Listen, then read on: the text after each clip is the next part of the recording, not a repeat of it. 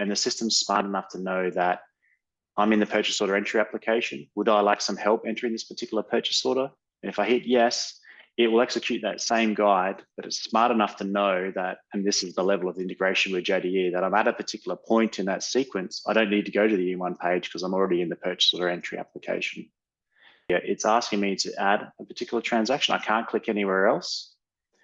At this point, it's going to present me with the purchase order header information. And OGL is further prompting me and providing me additional context around this particular business process or this particular application. Again, you can link it to the policy information or the form associated to onboarding a particular supplier. So I'm just going to enter my dummy supplier and my ship to. I hit next, and I'm going to enter a ship to information, which is where I want the items to be shipped.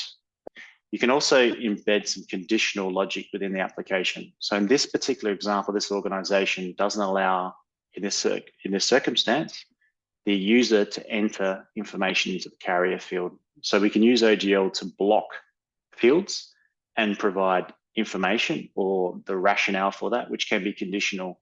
So what we've configured OGL to do at that particular point in time is two things. For this particular guide, we want to capture feedback from the end users as to how useful it was or how useful it wasn't, and any particular anecdotal information that they'd like to record and send back to the training team that they can monitor. And what I can see is that I have a complete snapshot of the usage and interactions with my training material across a certain time period.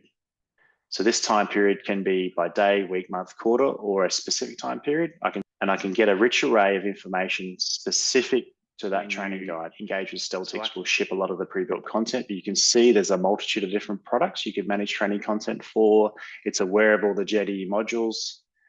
So it's got a high level of integration to JDE quickly. So I can jump into a content editor.